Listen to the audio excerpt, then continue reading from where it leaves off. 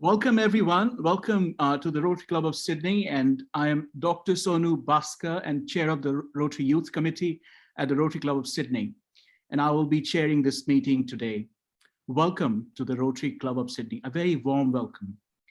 At the beginning, I would like to begin by acknowledging and paying my respects to the traditional custodians of the land we are gathered here today.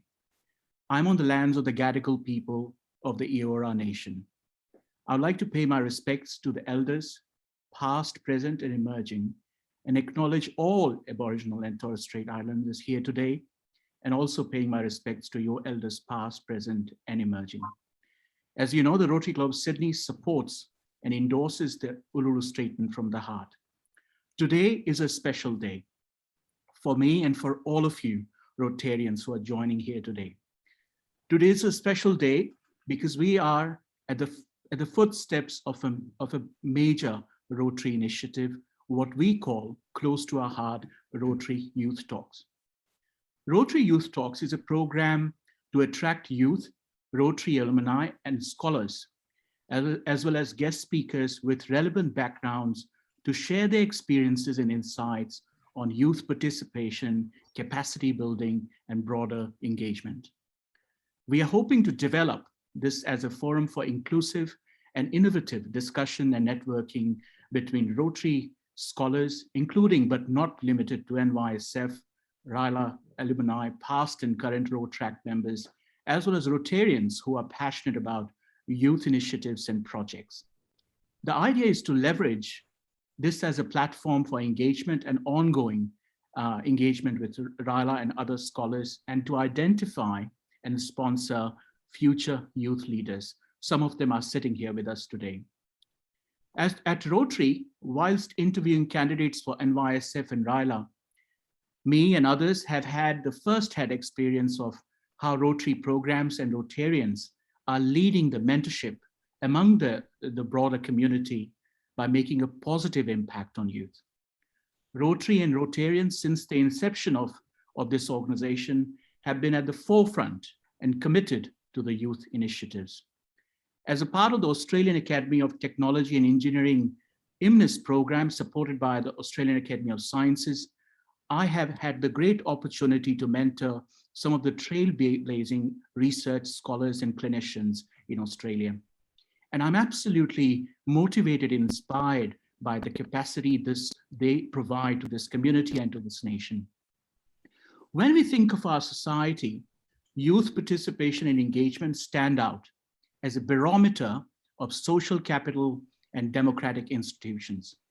In times like this, when our socioeconomic equity, equality, and social justice divide are deepening, sadly exacerbated by COVID-19 and social and political upheavals around the world, building an engaged youth base is not just essential, but critical to the sustainability of our societies and very poignant in the times we live in.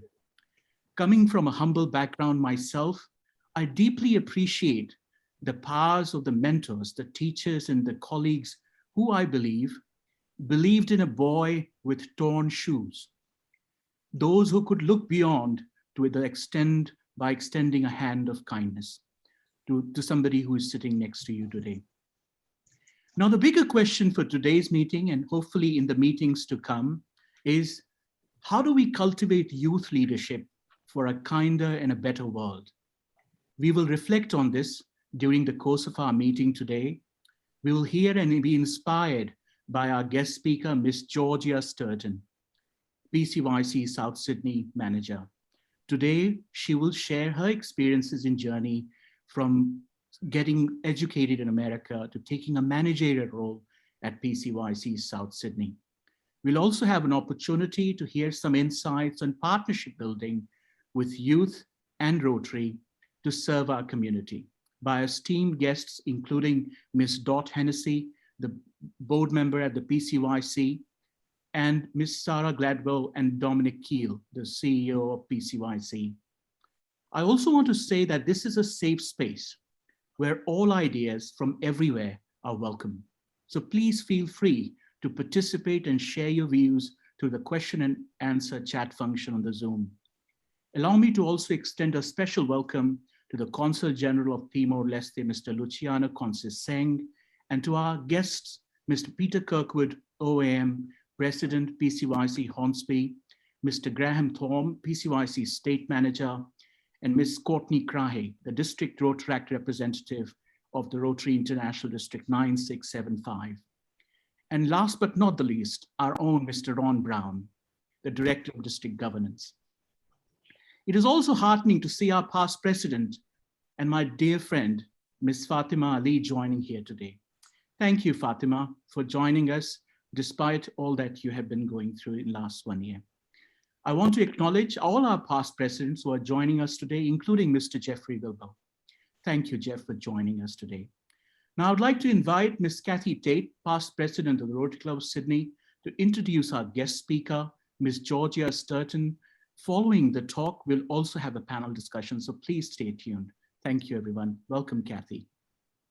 Thank you, Sonu, and hello, everyone. And this is the inaugural Rotary Youth Talk, and we're so excited to have Georgia join us for this inaugural talk.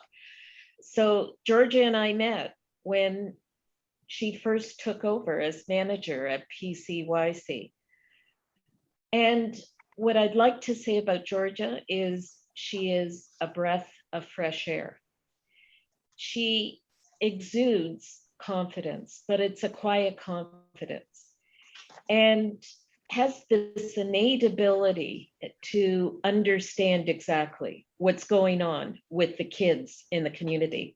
And to say that she has one of the more challenging communities is an understatement. It is predominantly Indigenous. They're fantastic kids, and they're also challenging. They tried to break into Georgia's room just before she came on. But I think she's held them back. So Georgia, it really represents, I think, what we'd all love to see in managers and leaders in the community. And that is a great deal of compassion, as well as perseverance and this great ability to get things done. So whenever it is we're calling up Georgia and Georgia, we'd like to do this or partner with you, it's, yep, no problem, what do you need? And I think that approach and that attitude has served the community well. Georgia, of course, she's had an illustrious career as a college basketball scholarship person, and that scholarship took place in the US. So that is no mean feat to qualify for that kind of college scholarship. After that, she went on to do her master's in early childhood and primary education. So truly a teacher at heart, and we have a few teachers on our Zoom call today, so you can appreciate really how special that vocation is. She came to PCYC, I would say, with such fresh eyes, but a determination to make a huge difference in this community and with the kids. And whenever we're there, it's so abundantly clear that the kids love her and respect her. So Georgia, it's over to you. Hello, everybody. Thank you, firstly, for that, Kathy. That was very lovely. And thank you, everyone, for being here and coming on today. Kathy did cover some of it, but I will probably just quickly start by introducing myself. So I'm Georgia. I have been the manager here at South Sydney PCYC, located in Redfern, for just over a year. I started in August of last year, where I was able, very, very grateful to have the opportunity to have a handover with the previous manager. I know that's not always the case, so it was great for me to be able to learn off somebody else and kind of start fresh and understand how the club works, etc. So yeah, I've been here for over a year. A little bit about myself. As Kathy did mention, after high school, I did go straight over to the States to play basketball on a basketball scholarship. Whilst I was over there, I completed my Associates of Arts degree and my Bachelor's in Special Education. After my 4.5 years there, I did dabble in the special needs kind of area for a bit before going back and getting my master's in early childhood and primary education. I think I've always been envious of people that kind of know from the second they're born what they want to do when they're older. I was not that person. It has taken me a long time to kind of figure out exactly what it is I've wanted to do in my life. I knew that I had a passion. I always needed to give back. I had to do something where I was helping people. An office job for me or sitting behind a desk is just, I knew from the get-go wasn't me. But for a very long time, I thought that being a teacher would kind of fulfill that inside of me by giving back. After completing my master's, I did do about a year of teaching. This is probably when COVID hit, so some of it was online teaching, and I'm not sure I got the exact experience of a classroom and whatnot because of COVID. But even from that experience, I realized maybe not exactly what I wanted to do. And I went forward and did a bit of research and realized I wanted to work with at-risk communities and at-risk youth. Luckily for me, I was able to land this job at Redfern at the PCYC. So I'm extremely grateful for that. I had heard things about the Redfern PCYC that, as you mentioned, Kathy, it is probably one of the more challenging clubs with the population of youth that we're having come through. Although hearing that, it was almost something that I was happy about, not happy that the kids were coming from challenging backgrounds and it was a challenging club, but I knew that this was what I wanted to do, work with these kind of kids, these at-risk kids. So coming here and obviously adapting and meeting everyone, I knew pretty early on that I was going to love this role, and it's almost my calling rather than classroom teaching. I enjoyed working with the at-risk kids and communities. So from that, as Kathy, you did mention, probably about 95% of the families and youth that come through South Sydney PCYC are Indigenous. If I'm sure most of you have been to Redfern, but there obviously are a lot of housing commissions that kind of surround the area. So a lot of the youth that come through here from those housing commissions, what comes with that is a lot of violence, domestic violence, poverty. This time of year, especially moving towards Christmas, I feel there's a lot of strained family relationships. So you can see it amongst the kids, just a lot of anger and frustration that they can be feeling all year round, but especially this time, those specific strained family situations. So it's not always easy with some of the issues I face day to day, but again, like I said, it's what I've wanted to do for a long time. So at the PCYC, we work hand in hand with police to run programs and provide a safe place for our kids, so our kids and families. So with them, we will provide opportunities that they can kind of get off the street and be putting that energy towards something positive rather than getting into trouble on the street. In the past, we've done nutrition and health programs. I've had guest speakers come in and talk about cooking and easy ways to be nutritious rather than spiraling down an unhealthy lifestyle. So yeah, we do a range of things here. With that, there has, since my time here, there has been a range of positive positive kind of scenarios that have come from it. So I think one that comes to mind for me is of late, I've been able to employ a local Indigenous man by the name of Kenny Weldon, who actually came through PCYC from about, I think he was about 10 years old. So he's been pretty much coming through the system since such a young age. And I have been able to employ him now. Kenny actually has probably one of the hardest hitting stories from any of our kids in the community. He's only 18 now, but he has been homeless.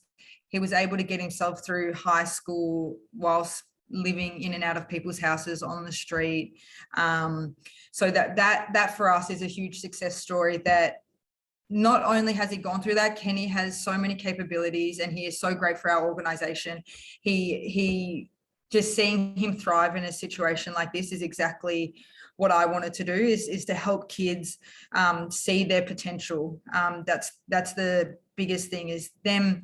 I think somebody said to me once, kids need to be able to, nothing can happen if they can't see past what they are. So for them to see that potential, and yeah, it's been huge to see a lot of our kids grow here. So that's pretty much I've got. I'm happy to take any questions or anything, but yeah, that's a little bit about myself. Thank you, Georgia. That was a very heartfelt and moving story, and thank you for sharing your journey with all of us. And I'm sure that all of us have taken so much positives from there. Now the floor is open for questions. At the same time, we'll start a roundtable discussion, and I want to invite Dot Hennessy, the PCYC board member, to join the meeting, and Mr. Dominic Teakley, the CEO of the PCYC. So Dom and Dot, please welcome to the meeting. And at outset, the temper of this particular session is really to discuss the areas of need of this partnership and how do we promote youth participation and engagement between Rotary and PCYC. Now, Georgia, to kickstart with you, because you've been with a very heart-moving story. Working with the vulnerable community is always a challenge. Now, working there for last 1 year, what are your key takeaways that we can all take from your experiences, especially the young members of the community who are joining us today? What will be your message to those who wants to take a leadership role in the community in serving the members of the vulnerable communities? Yeah, I think often at first glance, working in these communities are often put in the too hard basket, and I can almost attest that. My first month here was so incredibly hard. A lot of these kids have I mean, for reasonable reasons, they have a lot of barriers that are put up from their trauma and what they've been through. So often people that come through and want to help, it is scary and it's overwhelming, but I can encourage anyone that is wanting to help. These are the kids that need the most help, and once that relationship is built, you can see them flourish. So although it may take time to kind of build that relationship, that's what these kids need: people to stick around and people to trust, and then their ceiling high is as high as anyone else. They are intelligent kids. They just need the opportunities and the support that myself, I can't speak for everyone else, had growing up. So yeah. Thank you, Georgia. And Dot, if I can touch with you, and Dot, and if you could unmute yourself. Yep. I mean, one of the things with working with the vulnerable communities that PCYC does across Sydney and beyond, what are the leadership takeaways that you could share with us that leaders should be mindful when they are working with the communities at risk and vulnerable communities in general? Dot. Thanks, Sonu, and thank you, everybody. It's lovely to see you all online today. And can I also, perhaps, Sonu, ask my fellow board member, Peter Kirkwood, to join us? Absolutely. Well, because Peter has been a member of PCYC a lot longer than me, but he'll probably add to that message. I just think George has touched those points very clearly in Redfern, and Dom will probably expand more, as will Peter, across the state in the various areas. We have 64 clubs across the state. And it's always mentioned that the clubs are always in a place of need. And that need is so special for each of those communities. And I think from the observations that I've made and the clubs I've visited, the managers like Georgia are so passionate about what they do, and they're so wanting to make a difference to the lives of those young people who come into our clubs and want to be part of our programs. And I think it's a wonderful opportunity for us to work so much more closely with PCYC as Rotarians. Go and visit our clubs, have a look at what they do and become part of that journey. I think it's so important. So maybe Dom or Peter might like to add to your question. Peter, if you're there, really welcome you to join the meeting, and if you could share some insights from your experiences working with these communities. Sure, and I think one of the great things that PCYC is doing, has done over many years, but more so now than ever before, is to put a lot of investment into those areas which were very, very difficult areas, such as Walgett, such as Dubbo, and these sort of communities. There's up the coast here, I don't know if there's a few PCYs up the coast on the way to Grafton last year. But there's a massive investment going into some of these areas to engage with the kids and get them out of harm's way, give them some focus. Food is a big part of it, activity a big part of it. Parenting, love and care is a big part of it. So I think the PCYC has done a marvelous job. Then of course the engagement with the police for a different purpose, you know, for to try and break cycles and build self-esteem, build resilience, build leadership capability where possible. So I mean, there's some great stories that can be told all around the state, and I'm sure Dom will have many stories that he can talk about. Thanks. Thank you, Peter. Can I invite now Dominic Teakley? Dominic, if you're there, if you could unmute yourself, and as the CEO of the PCYC, how important do you think is the partnership with Rotary in identifying and working together to deliver the best of innovation and social capital to the organizations beyond in the broader Greater Sydney region, but also identifying and working with the communities at risk? Dom, over to you. Thank you, Sonu, and thank you to Kathy for her work in engaging PCYC Redfern over a long period of time. And also thank you for all of you for having us here today. I might just start by acknowledging that I'm coming to you from the lands of the Darug people of the Gurugai mob, which Peter would be very familiar with, given he's from the Hornsbury LPA. I pay my respects to elders past, present and emerging, and do so, and I often say this to young people when I address or I open something and do that acknowledgement. I do it in recognition of the legacy that the Aboriginal people have given us in caring for the land and that connection to land, but also then tying it to the legacy of Rotary in starting PCYC.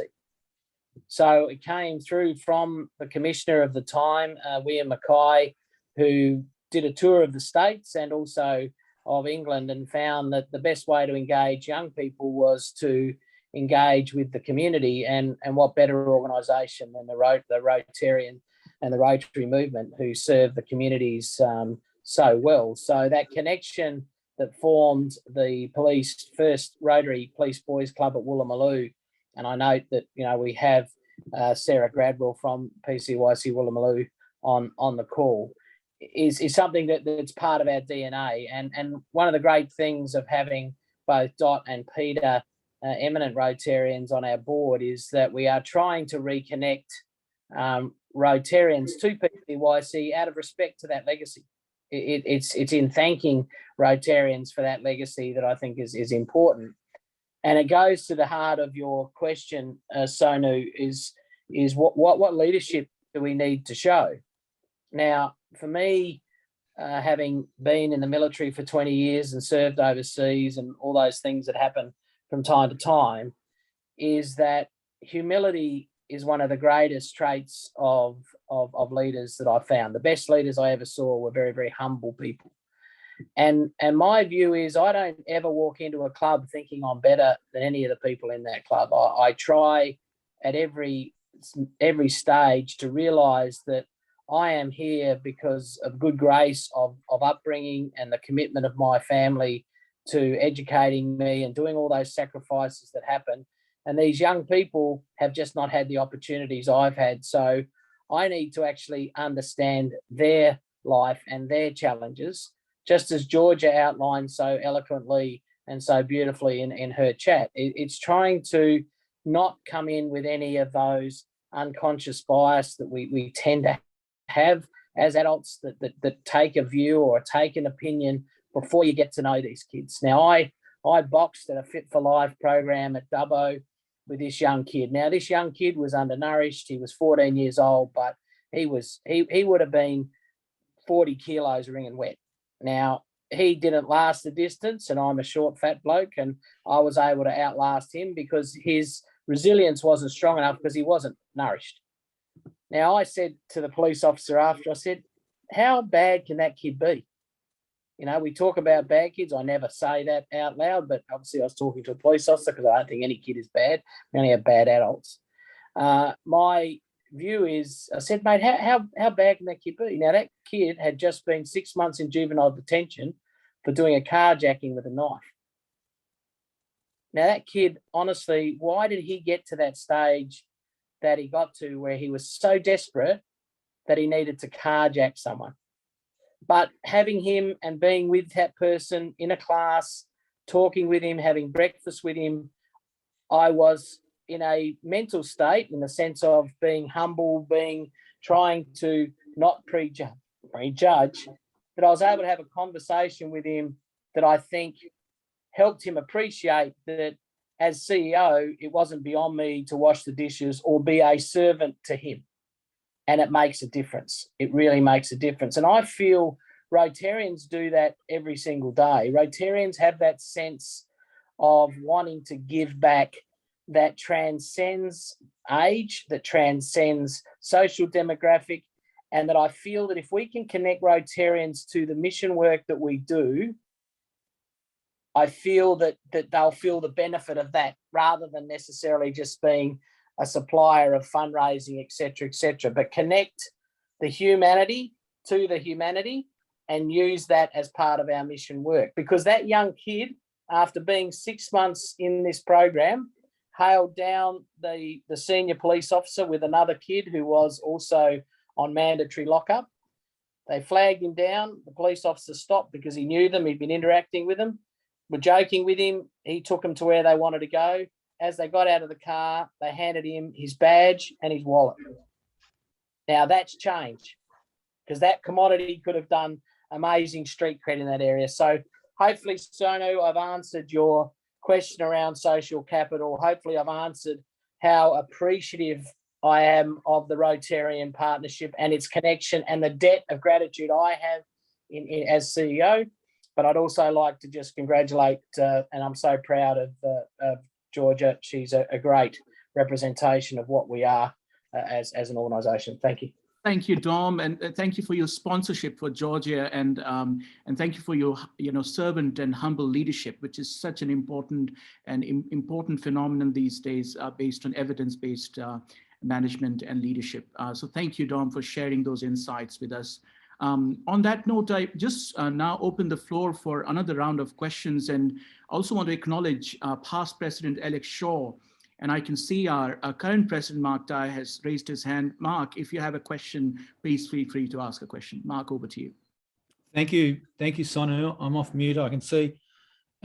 Georgia, thank you so much for sharing a bit of your story with us today. Speaking of something you mentioned that's scary and overwhelming, I think that a young lady packing up and heading over to a big place like the USA to play basketball must have been scary and overwhelming.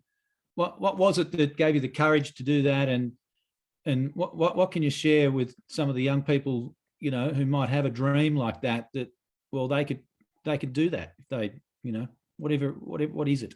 Yeah, it's actually quite funny you say that, but I don't know what's changed in me since then, since 18 and now. But actually, when I was 18, I was so fearless. I don't know if it's a maturity thing or what, but I did not even think about living, like being away from home, or I was just so excited with the opportunity to go over there and play basketball.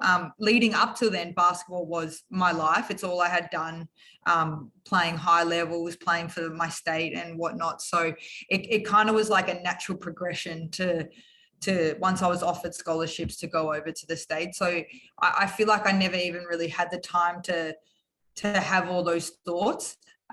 Whereas now, if something arose like that now, I'd be thinking, oh, like, am I going to have enough money? Am I going to be able to do this? Where am I going to stay? So I think being that age, I was willing to take that leap, and it was just a great opportunity for me. But to anybody my age or younger wanting to do things like that, I think the greatest education is traveling and learning. I'm so grateful I got to learn different cultures and be around people from different areas. I think it's just helped my overall understanding of life, and I think that's actually helped carry on into now my work. So yeah. Thank you, Georgia. And I'm mindful that two of my students, and also, the MD candidates from the University of New South Wales is joining us today, Sian Bradley and Shireen Subban. Both of them are, doctors in making. And I see that they have a lot of interest in serving overseas. Now, you've been taking that leap of faith, going from Australia to America and then coming back here. What is that you could share with them, that how important is having that perspective, international perspective, working in a different setting and bringing that expertise and knowledge home? How is that important from widening your experience and perspectives on life? Georgia.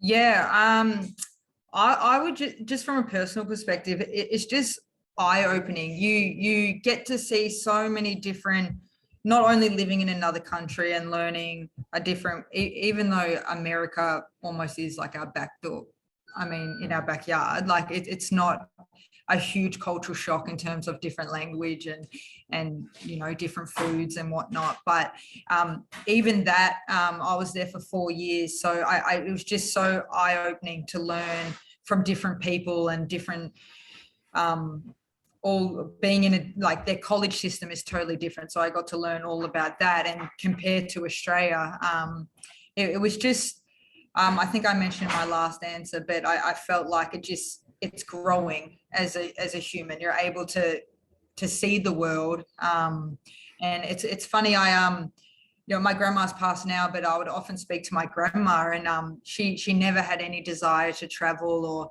any desire. She was happy just staying in, it's definitely a generational thing. They didn't have opportunities then to travel and see the world and stuff. And I just think, wow, like how much she could have seen and learnt from the world, and just not having that opportunity, obviously being born in that generation. But yeah, I feel intelligent. I feel well-rounded as a human to have had that experience and go out there. So yeah.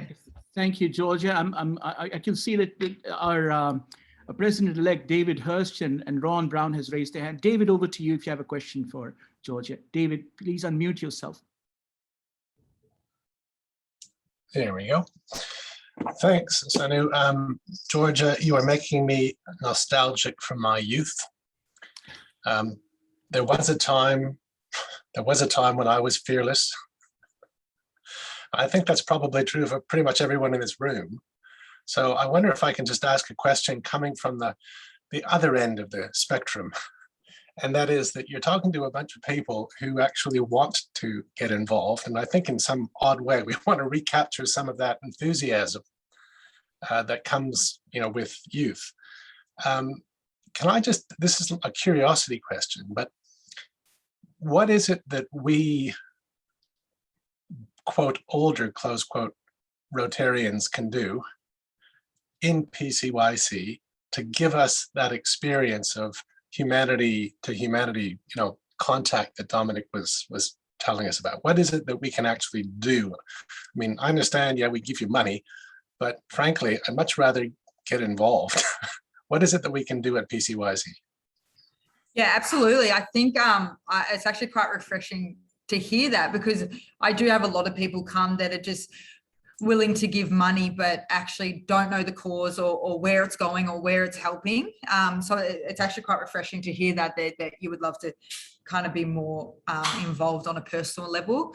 I like to say to people, even being able to come into the club, and I know probably the majority of people haven't experienced the thing these kids have experienced in terms of trauma, and they've seen such horrible things at such a young age. Even in some of the conversations that they have, I'm like, how do you even know that? But it's also quite relatable. Everybody's had problems and challenges in their life. It comes back to the same feelings of anger and being loved, and we all have the same emotions and we all have the same feelings. So it is relatable on different levels, but coming in and just talking to the kids, having that relationship, and then, you know, learning their intricacies. They all have different passions and they all have different things that they like. So yeah, even learning those and then seeing how you can support, you know, someone might love art, and if you can, you know, support them even in art class or something like that, just to help them through that. So I love to encourage people to come in and sit and talk to the kids. Or I'm not going to sugarcoat it, it can be overwhelming at the start and you might get a few swear words and F-offs, but once you do get through that, it took me a while, trust me. And now the kids, since being back open, they're like the happiest to see me. So it's not a I hate you thing. It's I don't trust you yet kind of thing. So yeah. George, I've done about 3 years with Tribal Warrior, doing the boxing thing, and there are other people in this room who've done that as well. But and that's pretty in your face engagement. Yep. But it's not the kind of get to know somebody deeply that you've described. So I'm sure I'll find out more, and I'll be there at the events coming up, Kathy and Thelma. So you know, I'll be volunteering. Wonderful. Okay. Thank you, David. And I'm just mindful that that Ron and Deborah Hill has also raised their hands. And can I request Ron and Deb to ask questions, and we can put these questions together for Dom and Georgia as well as Dot. Ron, over to you. Thanks, Sonu. I just want to echo David's comments about us wanting to recapture our youthful enthusiasm and fearlessness that some of us have lost through learning that we have to have boundaries. I'm just keen to explore the issue that it's about nurture. The thing that I was very conscious of giving to my two boys was a safe, secure home life where they knew they were loved and they knew what the boundaries were. And I know a lot of the kids that you work with probably don't have those backgrounds, and that's caused some of their issues. Now, it's fascinating to think that they're fearless, but in a different way. They're often fearless doing the wrong things in society rather than the right things. And then when they're pulled back into line, they're then in a situation where they wonder what limits they can explore in doing positive things. So that nurture is a real element that we need to have a look at. But the other and more critical question that I have in the back of my mind, we can provide that nurture for these kids, but a lot of them are coming from broken homes and homes that are in really low socioeconomic situations, and they might be challenged as I think Dominic talked about, 14-year-old kids that are malnourished, and there's no food and no shelter and no warmth and no real home support in life. So how do we cover off on that? What sort of things can we do to help in that regard as well?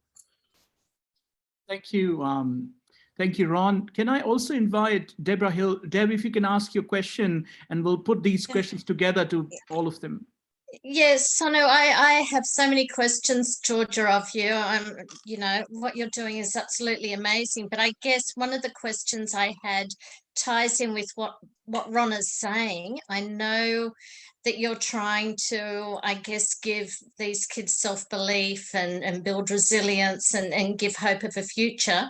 How much involvement do you have with the First Nations community, and how much input do family and elders have in coming up with programs to support these kids? Thank you, Deb. Fantastic question. Ronnie, you have a question as well. We'll put all these questions together. Ronnie, over to you. Thank you, Sonu. Some people would know that I have a background where I basically put myself through high school the last 2 years and was living in housing commission illegally. So it also made for year 11 that I was an illegal student living by myself. So I have some idea of what Georgia may be going through. And I actually appreciate that you don't prejudge us as well, always having good upbringing, because even with a good upbringing, there can be issues in the background that come through, but also for the children that you're looking after, they've only been put into the situation because of what has happened to their parents. And the prospect for them with the right mentoring turns them right around. But Ron basically covered most of what I was going to question.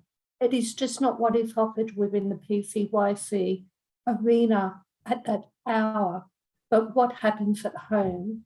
For me, I was given scholarships to actually give me money to be able to go through school and pay for the rent, of how that added assistance in there that isn't necessarily always covered by Centrelink, that makes that additional difference. Mentoring can do something, but unless you address the issues inside the home, whether it's with the parent, the carer, or the children, you don't really get anywhere, because you get what Don was saying, malnutrition and an inability to complete the exercise. And the exercise in full is to become an adult, and an adult that can succeed at what that adult wants to do. Thank you, Ronnie. Thank you for sharing your lived experiences with us. And I'm sure all of us are very touched with your submission. Thank you, Ronnie. And can I just now club together these questions, and would like to bring Dot and Dominic and Georgia back to the playground. And I'll start with you, Dot. You've been in the background for some time, so I would really want to bring you back to the conversation. Dot, I think one of the questions that came from the floor was from David Hurst and Ron Brown, was the need for that, the safe space and bringing and upbringing and providing that milieu around these vulnerable kids. And at the same time, how much we can contribute, and what are the ways we can explore to contribute. Dot, if you could reflect on these and provide some of your insights from your experiences working and serving with PCYC and Rotary as well. Dot, over to you. Thank you, Sonu. It's been wonderful, the presentation of Georgia, and also the questions. I think it's living the experience. If you can join a club as a volunteer, get involved in the programs, come into the club, experience what's happening, work with the staff and the team there, with the Fit For programs, for example, those programs that are part of the Rise Up strategy that the Police Commissioner has initiated. And we run across the state. Graham and his team run 4 to 5 of those every school semester. But to go into the club was my first experience. Go in, experience, be part of serving breakfast, organising breakfast, volunteering. One of the programs we used to run that really just is so much part of my life is we used to run twilight tournaments, which was on a Saturday night, and we'd go out and pick up the kids, bring them in, provide them, Rotary would provide them with a nourishing meal. The staff would provide the opportunities for a personal development program, something that's going to encourage and inspire them. And also then the police were always there. The police would have dinner with them, and that would close that gap if there was any gap. And that's what happens in our Fit For programs. And so my suggestion to all Rotarians is go to your local PCYC, ask what you can do, become a volunteer, join the club, become a member, use the facilities. All of us can find something to keep us fit. But there is plenty that we can do both financially and physically. And that's where my passion sits, is being very active in the club. Happy to connect anybody with any of the programs or any of the clubs. Peter and I both represent all of the clubs. And if you go into, Peter mentioned we did a tour last year when the new club at Grafton was opened. When you go into a club, like we went into Kempsey on a Friday night and there was 50 kids in that club. And the manager told us not one of those kids lived in a family where both parents were together. And it's a very sobering message. Yeah. And so being part of any of those programs, and they struggle for volunteers to be there on a Friday night or there on a Saturday night. So work with the managers because all of them need our help. Thank you. Thank you, George. And, really a sobering thought there. Can I bring in Dominic? Dom, if you could join the conversation. And I really want to touch with you an important question that Deborah Hill asked, which was about involvement and really that consultation process with the elders, getting the community involved, get their buy-ins and drive systemic changes. What are some of your experiences that you could share with us, Dom, that can guide our engagement, the Rotarians' engagement with the PCYC and these communities? Dom, over to you. Yeah, look, I think it was a really important question that was raised. I think it was Deborah, was it? Yes. Deborah. And look, to be brutally honest, I think we're getting better at it. We're not as mature in that. Community consultation in the development of programs at times. But I can give you a recent example where we've got it right, and that's at Lightning Ridge. We're actually approached by the elders. We were named by the elders to departmental rep, deputy secretary, who found me, and we a youth program for Lightning Ridge with the elders. So we sent elders organisations, and we got together with them. I'll make sure that I can. Equally, within the Fit Together program, which is a police program, that's around bringing both Indigenous or Aboriginal young people in a programmatic sense together. So it's around that disengagement for community. But equally, we do other programs with other sections of the community, and we were approached recently around the Afghanistan refugees who are coming in, and they obviously have to be resettled. They generally go into an area which they sort of are collated. So, and that's the best thing to do in the sense to keep their community together. But it's very difficult when you're thrown into it. And we've done a program called Savannah Pride out at Blacktown. That's with Sudanese youth. Obviously, basketball is an amazing conduit. They're great athletes. They've got natural ability. Georgia would know that from her time in the States. You don't have to go too far past any AFL team or even basketball team that doesn't have a Sudanese representative in it these days. And we've been able to link with an elder from the community, someone who's highly respected. He's now employed by PCYC. We have 4 times a week, we run basketball clinics for young women and young men, and they have to, or not have to, there's a homework club.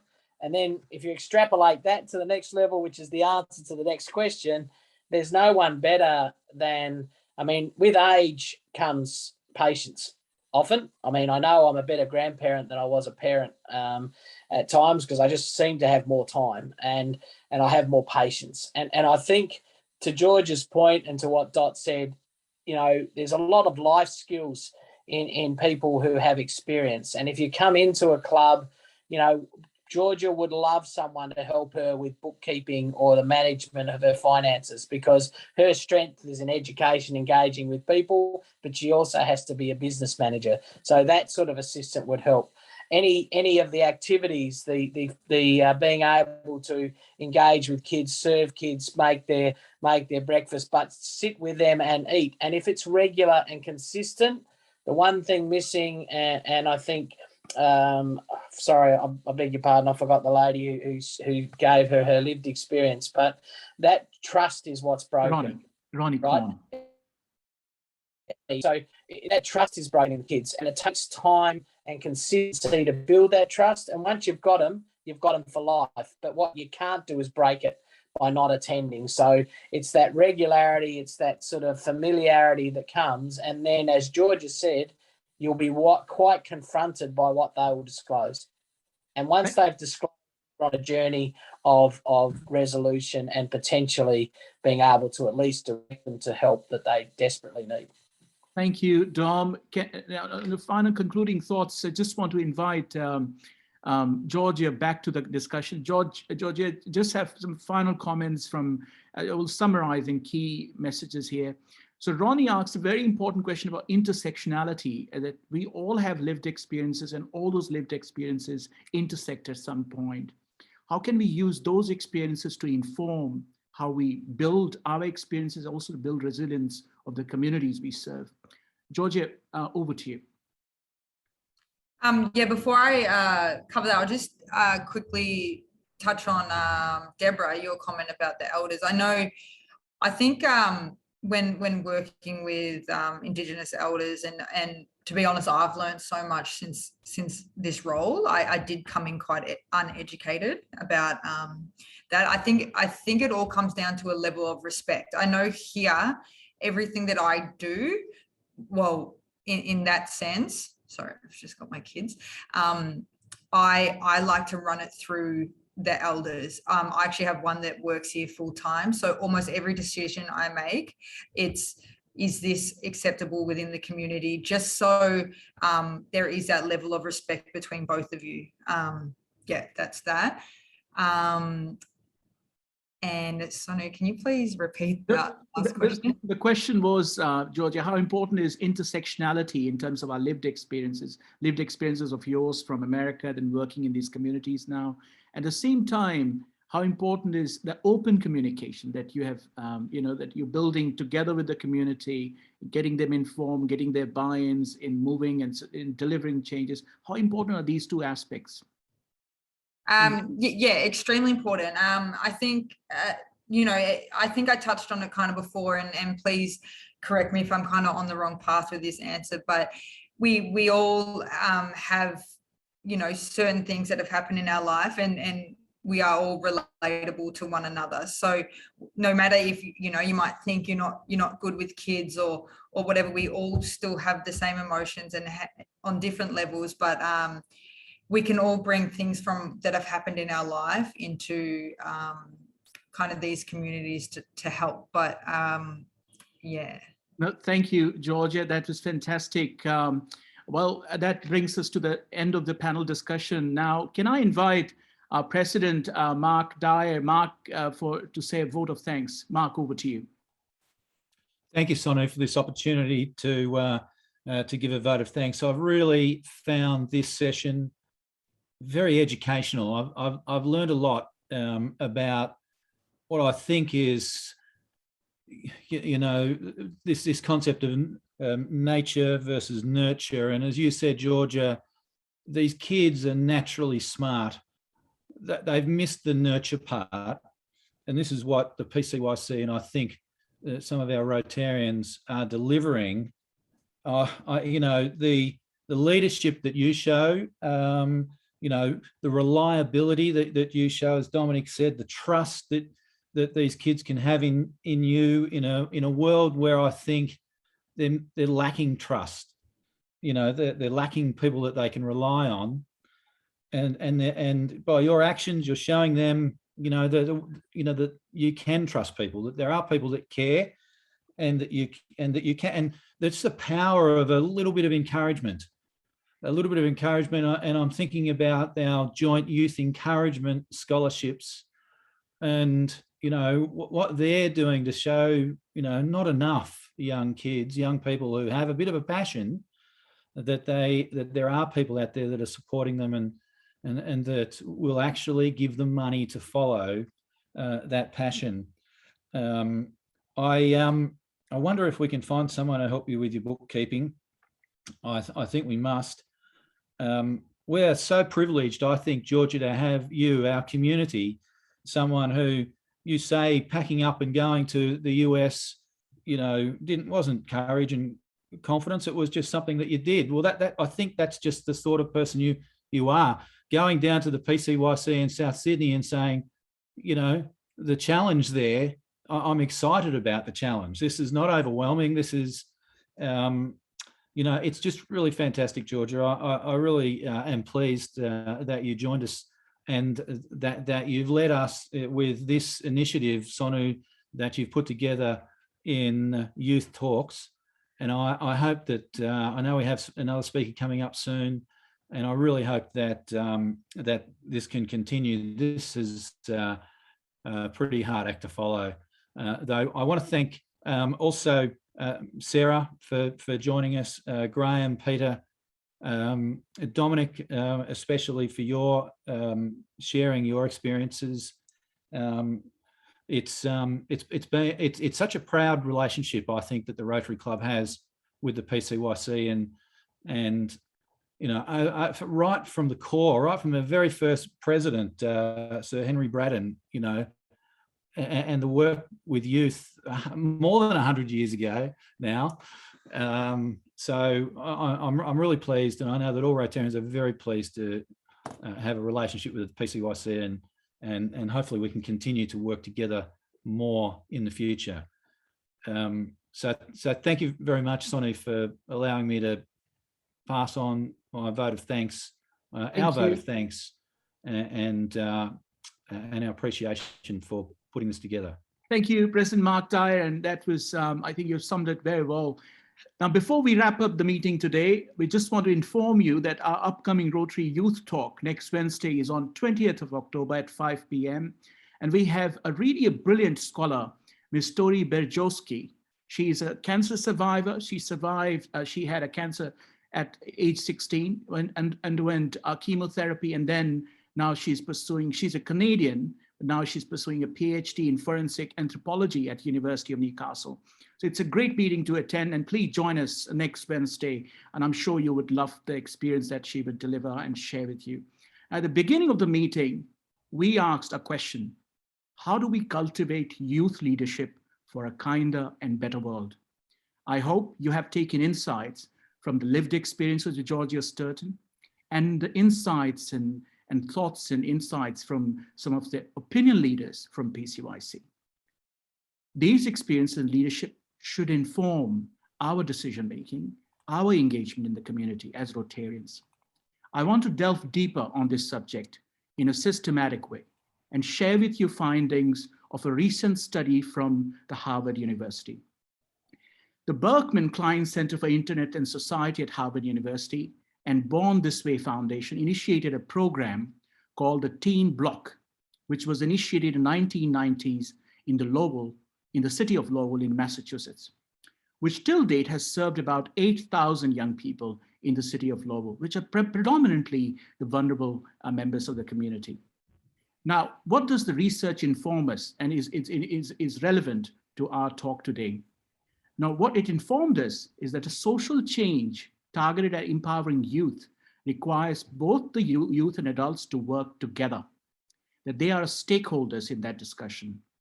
Now, close to 3 decades of this research and intervention around this project found that the success of a youth organization such as Rotary or PCYC depends primarily on participation of the youth within the local community. So they got to be really hand in glove with the local community. Notably, the Teen Block experiences indicated 3 key learnings. Lesson 1, the centering the youth organization as part of a community health clinic. So this particular program also offered health and physical checkups to the vulnerable community. They found a safe space around that community clinic. The second learning was having the staff comprised of the community workers. So you get more buy-ins from the communities that you want to serve. They want to see there's some of their own people being represented in those who are serving them. And the third, making sure that these people and the community are part of the solution. Now, how do we assess that in a framework? We got to see the assessment, the capacity building, planning, implementation, evaluation around that framework to see that the young people are part of the solution.